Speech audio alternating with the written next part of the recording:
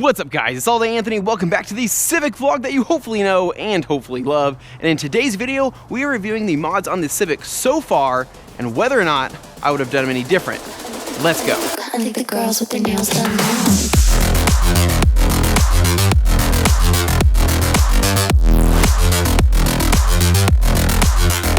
Girls with their nails done. I think the girls with their nails done.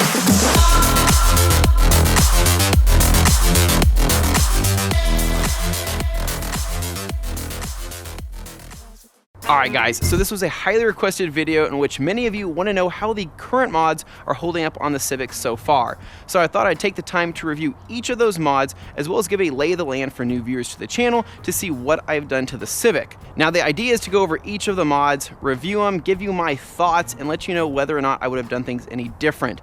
Now there are things on the car that I wish I would have done different. I wish I would have done some more research or learned more about, but this far in, I think I know enough to be able to relay that information to help people out there that are also building Honda Civics or just other cars in general. So with that said, we are going to get started with the engine bay first, work our way to the exterior of the vehicle, then jump into the interior of the vehicle and talk about each of those mods. We have a lot to talk about.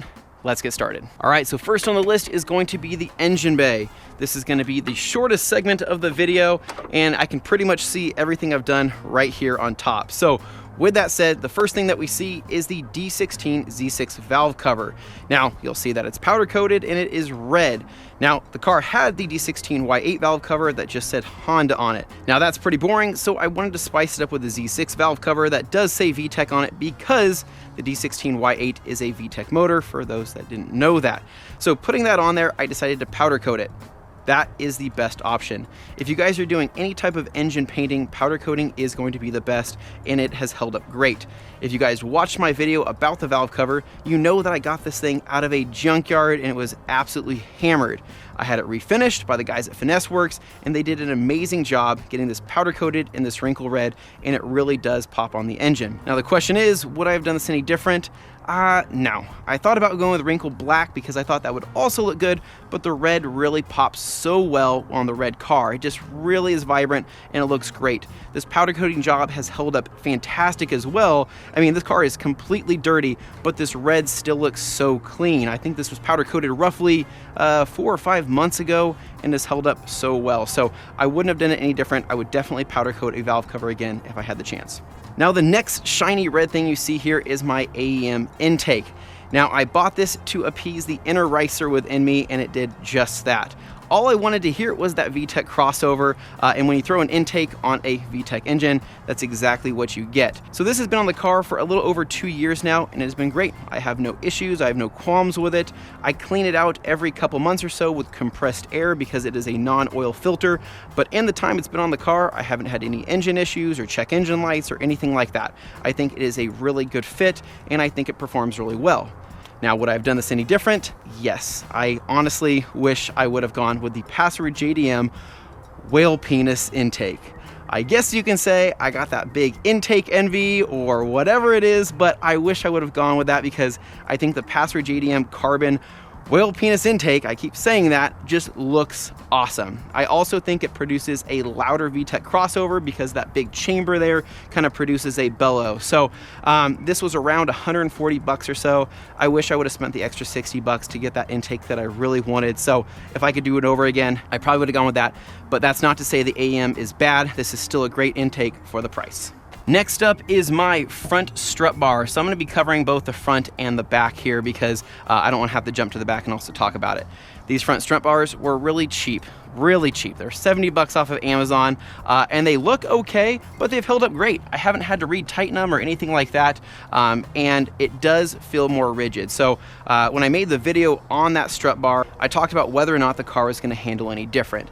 Now, it did feel a little stiffer, but like people said in the comments, the biggest thing they're going to take away from both front and rear strut bars are going to be when you go over a bump and having that structural support on both of the towers here. So it kind of is what it is. Now, would I have done this any different?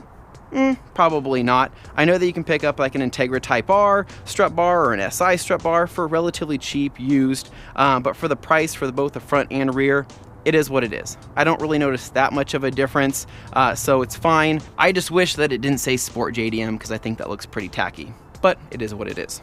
Now, one thing I haven't talked about on my channel is my HID headlights. I've had a couple videos where I've driven the car at night and people see that bluish lighting and ask what I have from my headlight setup. And it's pretty simple, guys.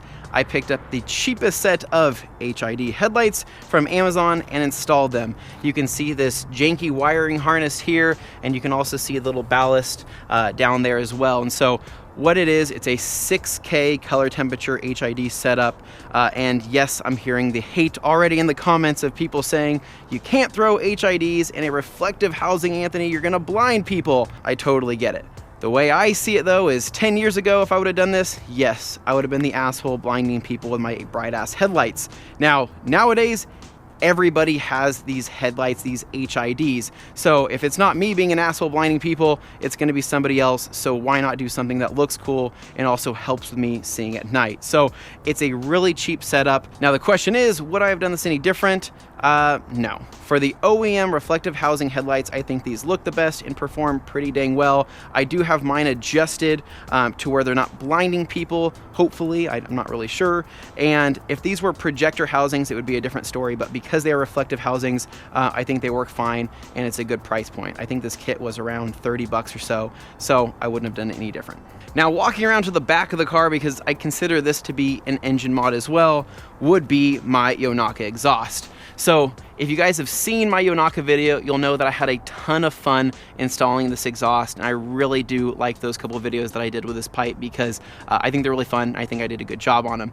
Now, with that said, I freaking love this exhaust. This is exactly what I wanted for an exhaust for my Honda Civic. I'm in my late 20s, I'm over the whole fart can stage of things, and this exhaust puts out the perfect tone. It's not loud, it's not raspy, it's deep, but it's quiet. So I can still hear it when I get on the car, but for the most part, it's relatively stock sounding. Now, the biggest thing is that it looks good. I know it's kind of hard to see from here, but it's a good looking exhaust. I think for the price, you can't get a better looking pipe, a better sounding pipe, and a more cost efficient pipe. Now, my only complaint with this exhaust is that the resonator hangs pretty dang low. And I'm not a fan of that because when I go over bumps or when I go over even my driveway getting into my garage, I do hear that resonator scraping a little bit, but that is part of the design of the exhaust. There's not much you can do about it. Now, with that said, would I have done things any different? Absolutely not. 10 out of 10 times, I would go with the Yonaka exhaust again. If something were to happen to this one or something were to happen to the resonator, I would just buy another one because that's how much I like this pipe. I think it's great. Performance-wise, I don't think you're gonna see that much of an increase. I think maybe with the exhaust and intake setup, you might notice some better sounds, you might notice a little bit better throttle response, but the car isn't noticeably fast or anything like that. It's more about the driving experience with a combination of an intake and that Yonaka exhaust that I think really makes it. So that's that. All right, so with the engine stuff out of the way, we can now focus on the exterior tidbits and the visual stuff of the car. I think this is what people seem to like the most because people like the look of the Civic. So I think this will be helpful for obtaining the same look if this is what you're going for, or just kind of educate you on the stuff I've done so far. So before we get started into the cool stuff, I know I already touched up on the headlights, but one thing I wanted to talk about was the PPF job I did on these headlights. I have a whole video on it showing you how I got them to be this clear and protected. Now, would I have done that again? Yes, and that's pretty much the reason why I'm saying this. I think for the rest of my life, I will always put paint protection film on headlights. It helps against rock chips, it helps against UV rays, and it helps prevent that yellow and that fading. I did that job several months ago, and these headlights look brand new still. Just because I know people might ask, how do you get your headlights so clear? I have a video on it, but this is something I'd recommend doing right off the bat. All right, so hot topic item that I get a ton of questions on. This in front of me is my OEM SI front grille. Now, a lot of people want to know, where did I find it? How much did I pay for it? Is it OEM? Is it aftermarket? And I want to answer those questions right now. So this is an OEM SI grille that I picked up off of a Honda parts website. I can't tell you which one is off the top of my head, but if I find it, I'll put the link in the description along with everything else. But this was an OEM piece that was painted from the factory. It is a direct match for the Milano red, and I think really sets off the front of the car. It really does look freaking awesome. I think it gives it that aggressive look, and I just love that that honeycomb design in the front there. The question is, would I have done this any different? Weighing in the cost, this cost of this grill was close to 200 bucks. That's quite a bit for a budget build Civic. I think that the eBay front grills are getting better and better, and I think give you the same exact look. The biggest thing is that you have to paint them and get them color matched. So then you have to weigh out the cost there, right? Do you spend close to a couple $100 and get a color matched OEM grill, or do you buy an eBay grill for 20 bucks and a couple cans of paint and paint it yourself for 60 or so with okay results? That's a question you have to ask yourself. Now, I don't think I would have done this any different because you get the structural rigidity of the OEM grill and the perfect fitment. But if I was really on a budget, I probably would have bought an eBay honeycomb grill and painted it myself. So hopefully that answers the question. I'll try to put that link if I find it, but this is an OEM SI grill. All right, so next up is a controversial front piece that I get a lot of opinions on. People always seem to comment on the front lip on my car. Some people love it and ask where I got it. Some people hate it or say, Anthony, you should have gone with an OEM SI lip, or you should have done this, or you should have done this. So let's go ahead and address that right now. This is an eBay front lip. It is made by a company called Icon Motorsports. I think it was roughly 30 bucks or so, and it is polyurethane. Now, it's color matched because I painted it myself, and I did an okay job. This was part of my ghetto garage painting session that I have a video on as well, and it turned out okay. The biggest thing was that I did not use 2K clear on this. I used 2K clear on my side skirts and my fender, but I ran out and ended up using normal Duplicolor clear, and it just didn't hold up great, and it's already fading and peeling and things like that. Now, I love the look of this. People will hate on me for saying that, but I like the more aggressive front lip. The OEM SI lip isn't as aggressive, but I understand that the OEM is going to have better fitment. Now, the hard part is where do you find an OEM SI lip? Those are so hard to find, and they're getting really expensive to where I think this is an affordable option.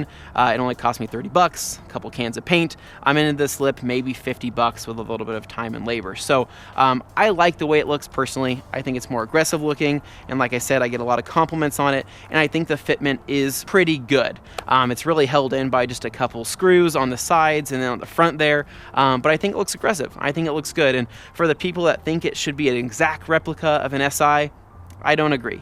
I'm proud that this is an EX. I'm proud that it's an EJ8. I know that a lot of the stuff I've done is SI themed stuff, but I like that this is the one thing on there that is still kind of different. So would I have done this any different? Nope. I would get the eBay lip over and over again. Now, that's not to say if I ever came across an OEM SI lip for cheap, I wouldn't put it on there, because I probably would, but in the meantime, I still think this lip is great.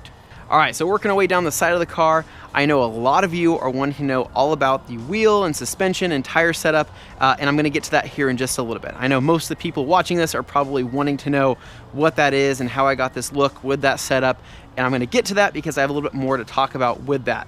I'm gonna work down the side of the car, work on more of the exterior stuff before I jump into the suspension and wheel setup. Now, with that said, I have my painted OEM side skirts.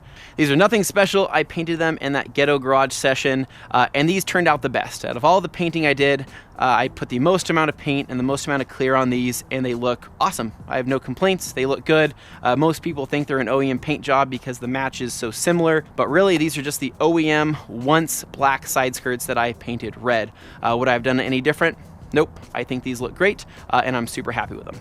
So next up is something that's easy to skim over, which is the mud guards on the Civic here. Now, I do have a full video on this, but I do have a couple things I want to say. So when I bought the OEM style mud guards, they were just OEM style. They are not true OEM. I bought them in a 4-pack that basically came with the 2 fronts and the 2 rears off of eBay. Now, the thing was, I ended up buying a set for a 96 to 98 setup. So with that said, the fronts still fit perfectly because the 96 to the 2000 share the same front mud guards, but the rear is where it got difficult. The rear has a different bumper on the 99 to 2000 compared to the 96 to 98, so I had a weird bulge when I put the rear mud guards on. What I ended up doing was going to a junkyard the following day and miraculously, don't know how, don't ask me, found a set of 99 to 2000 rear mud guards.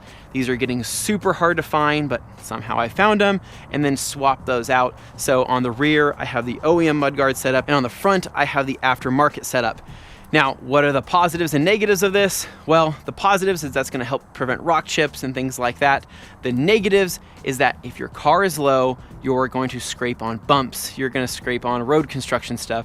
You're gonna scrape on, hell, even your driveway.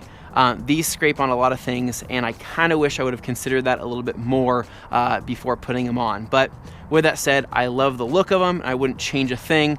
The other thing to consider too is if you're driving these cars in the snow, those are gonna act like a big snow shovel and pick up a bunch of snow and go all throughout the fender well there. So something to think about. If you have a slammed Civic, probably wouldn't recommend doing that, but if you're okay with scraping everywhere, then go for it. Would I have done it any different? No, because I love the look of them. All right, so coming up on the next hot topic item is my spoiler on the Civic.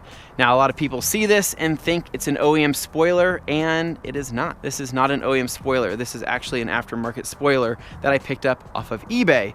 The coolest part about it is that it came color matched from eBay. So a lot of people don't know that. They think it's OEM. When you feel under here, there is no Civic logo, and this is an LED taillight setup instead. Now, I'm gonna get to this Passer JDM carbon piece here in a second, but this spoiler itself, off of eBay, I think I paid 120 bucks for it, and it came painted, which I think was an awesome deal. Almost a perfect color match of the Milano red. I did coat it with a ceramic coating the second I got it, so it's held up great against the UV rays and hasn't faded at all. Would I do this again? Absolutely. It's hard to find an OEM spoiler for the 96 to 2000 Civics. These I think came out in 99 to 2000, and a lot of people put them on as an SI option, but really they were just an OEM Honda accessory. But being able to find an aftermarket replica that is this nice and made of ABS and painted, you can't find a better deal, so I picked that up on eBay, and I wouldn't do it any different. So really dig that. Now, what sets this spoiler off is the carbon Passer JDM gurney flap. This thing is probably my favorite part about the backside of the car. This is true carbon fiber, and Passer JDM makes them, and I don't think any other company does. So this is a Passer JDM exclusive thing, and they have their branding on it with this cool little thing on the front and back. Now, this was a costly piece. I'm just gonna say it. It is expensive. It's close to a couple $100, if not that, but it just sets off the back of the car. I get so many compliments on the backside in that spoiler setup that I think it's worth every penny, and it looks really, really good. The downside of this, right, is the fact that this is not clear coated. So you need to put a wax on it, you need to put a clear coat on it, or you need to do something because you're gonna get water spotting like I have right here. So I have a ton of hard water that's hit, my sprinklers have hit and dried on, so I'll have to repolish that off and then recoat it. So that is the downside of this gurney flap. Now the question is, would I have done any different? No. I think with having the OEM style spoiler, this is a must-have. I do wish I would have gotten it clear coated or done something to prevent that water spotting, but it is what it is. Okay, so let's talk about the thing that everybody wants to talk about. I get the most questions on all of my social media stuff about my wheel setup on the Civic here. People love the look of it, people want to replicate the look of it, and I think that's freaking awesome. Now, one thing I want to talk about is that a lot of people think they can't copy me, or they think that they shouldn't copy me. Guys, the reason why I'm making these videos as an influencer or a video maker is because I want to give people ideas. This setup on the Civic is perfect. I mean, it's perfect. I love this setup so much that I want to share it. I want people to also pick up the Dekagrams or the same kind of tire setup and the same suspension setup because I think it looks good. And if you guys also think it looks good, then go with it. You don't have to be worried about copying me. It's not like, 20 other people in my town are going to have this exact same setup. I really doubt it. So if you want to go with it, go with it. Now, the wheels themselves are Konig Dekagrams in the size 15 by 7.5 with a 35 offset. These things fit absolutely amazing on a stock body 96 to 2000 Civic. I literally have no complaints with it. So the wheels themselves are a direct bolt-on with the 4x100 bolt pattern, and then I also have some hub-centric rings to help with that spacing. And again, I have a whole video on the wheel and tire fitment. Now, the tires I have on there are cheapy Century discount tires special 205/50 15s. The tires themselves oh gosh, I can't even, I think they're 40 bucks a piece or so, 45, 50 bucks a piece. They're super cheap. Now the wheels were sent out to me by Konig. I am sponsored by Konig, but I don't want that to take away from the fact that I love this wheel setup. I think when people hear sponsorship, they think I'm trying to shill, but I'm not, because this is what I wanted. And so when I reached out to them and I made it happen because this was the setup I wanted. Now, with that said, people ask me all the time, Anthony, does this setup rub? Are you getting any rubbing issues? Yes, I am getting some rubbing issues. So because of how low the car is and because I have not installed the camber kits yet, I am getting a little bit of rubbing on this inside plastic fender liner. Not on the paint, but on the fender liner itself and on one little clip specifically. So I don't always rub. I only rub when I'm going over maybe a weird angle on a bump, or I'm taking a really hard corner with a lot of weight on the car. I might get a little rubbing there, but for daily driving, there's no rubbing on the front. So rest assured, you can go with this setup and you might get rubbing 5% of the time. And for the rears, there's nothing to be afraid of. Absolutely no rubbing. So this was pretty amazing.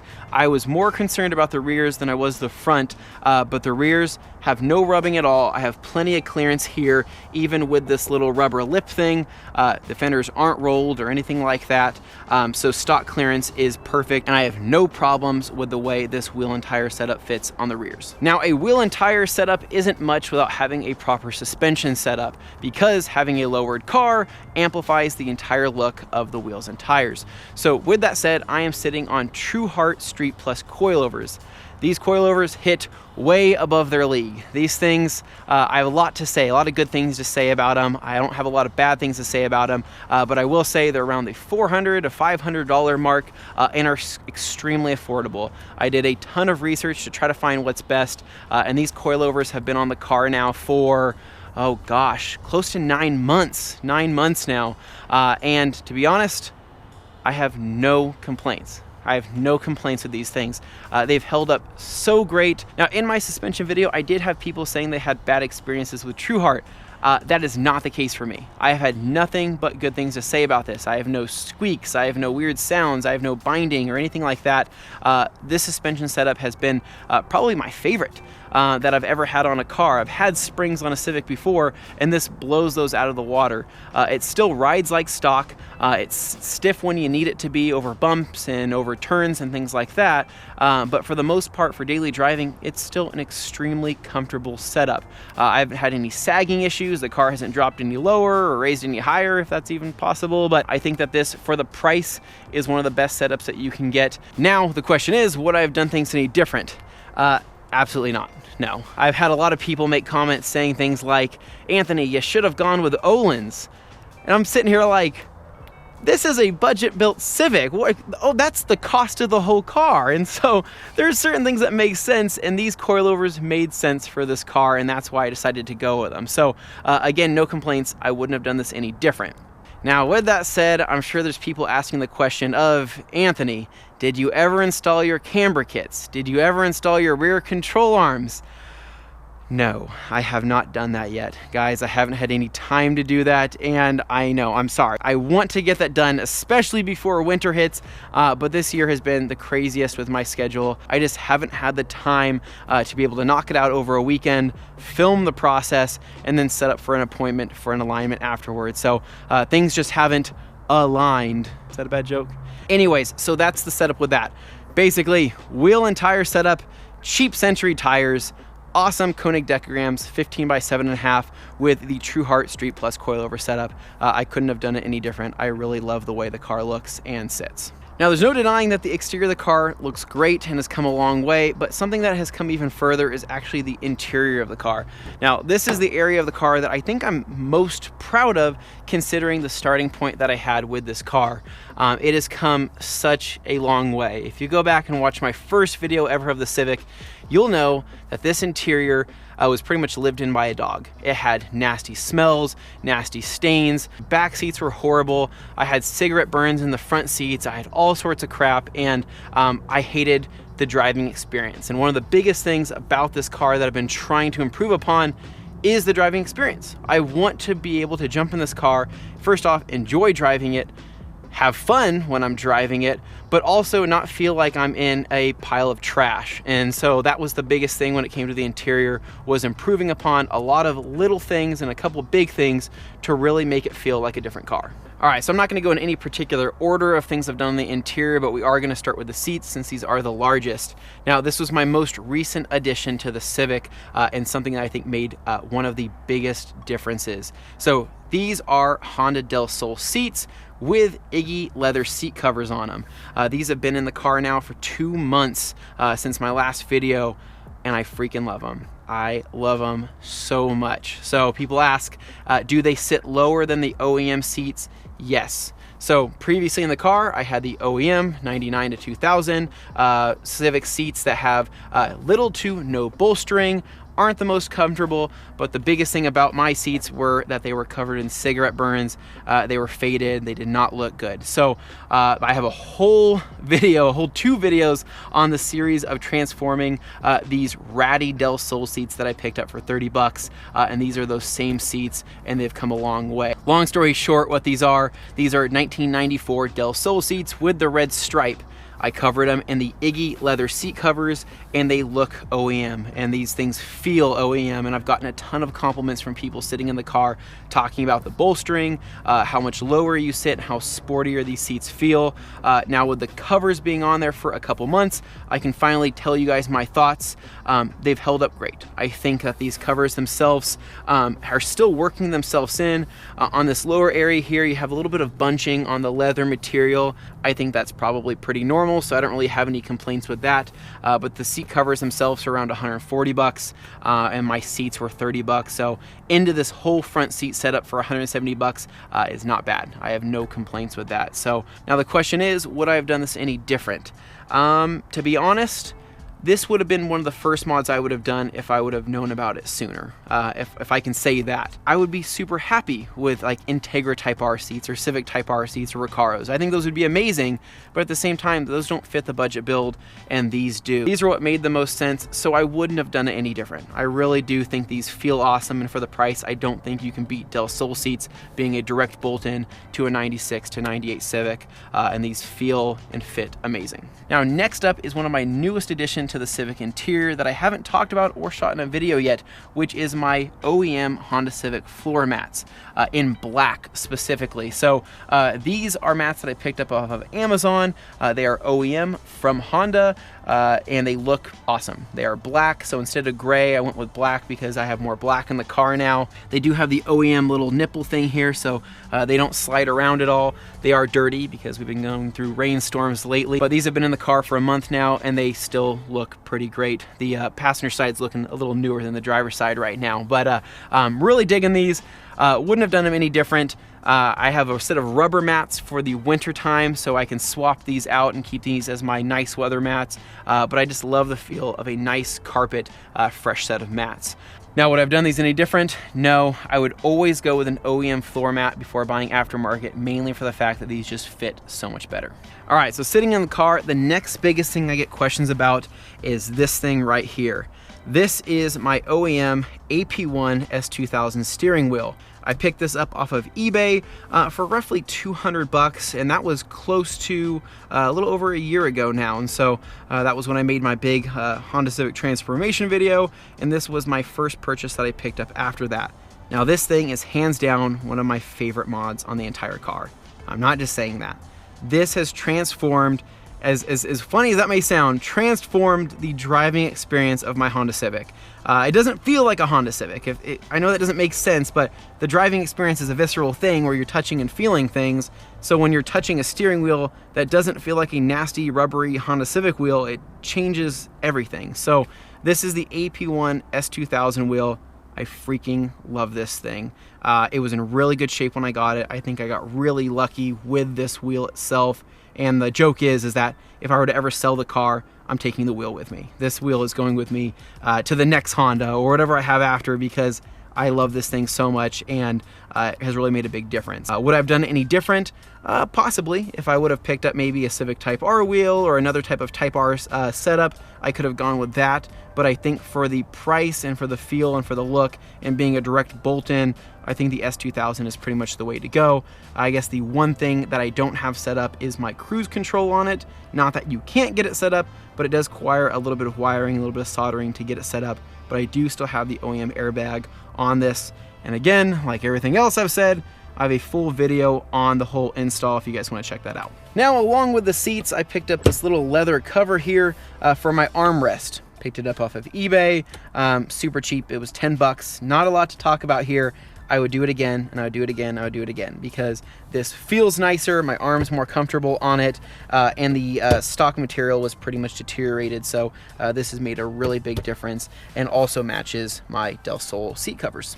Now, the shifter knob here, not a lot to talk about, but going back to the whole driving experience thing with having something very visceral and something you enjoy holding on to, I like holding on to this shift knob. Does that sound weird? So this is a Skunk 2 shift knob. It is weighted. Fun fact, this was actually the old shift knob from my first Civic, and I just never got rid of it because I always told myself I'd have another Civic again.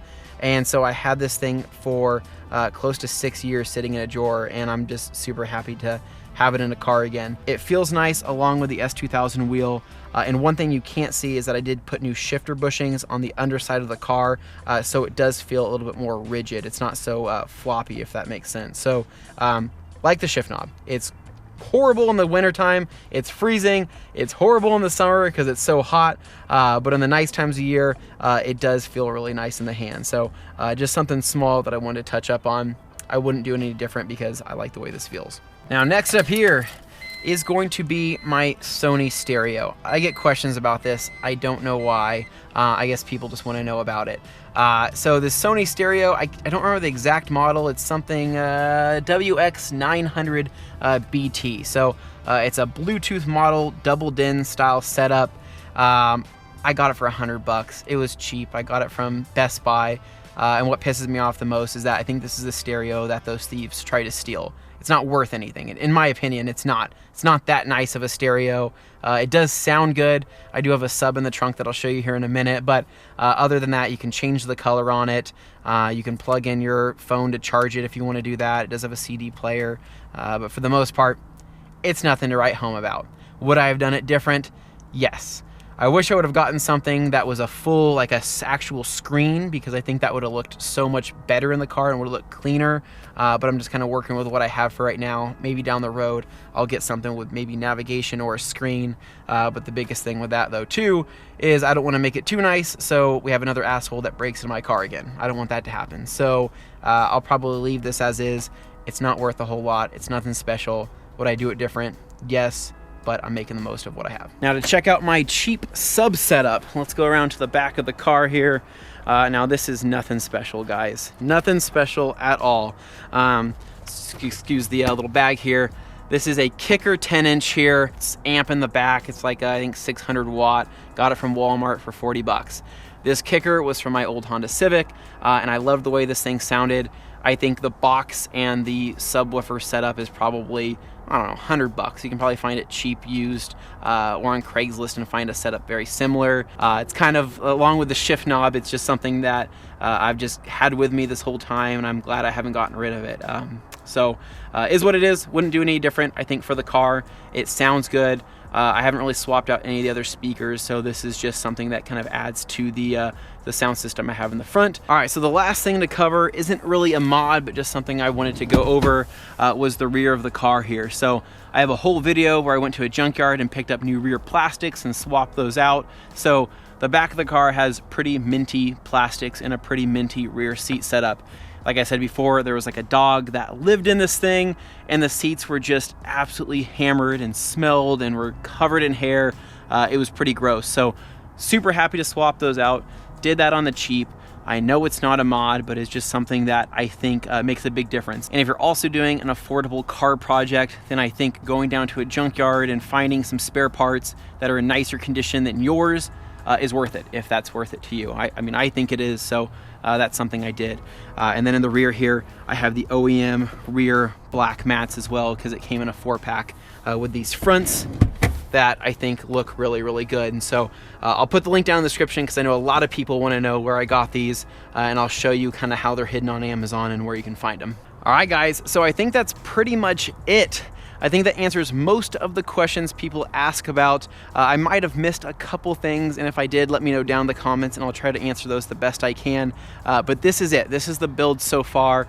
This is where we're at this current time of middle of October. And so there are still plenty of things to come. I still need to get the camber kit on. I still need to get the rear control arms on. And I'm working with a couple other companies that have some future products coming out that they want to send out and see how they do on the Civic build. So all fun things, still a lot to come. I also know a lot of people want to see a running total of all the money I've put into the car so far and where we are at cost-wise. That is going to be saved for another video because I feel like I could make an hour-long video of that in itself. So that will be for another day. Again, if you have any other questions, just let me know down in the comments. And for all the mods I've done and things like that, I will try to link some of the stuff I've done down in the description as well so you can find those for yourself. But again, guys, I've had so much fun with this car. I think it's come a long way. It looks good, and it is a car that I love to drive. And I'm not just saying that. I always look forward to driving my Civic, and I can't say that when I first got it, but I can say that now.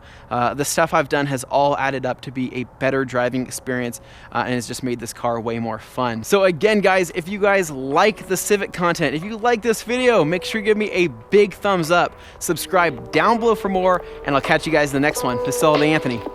Peace!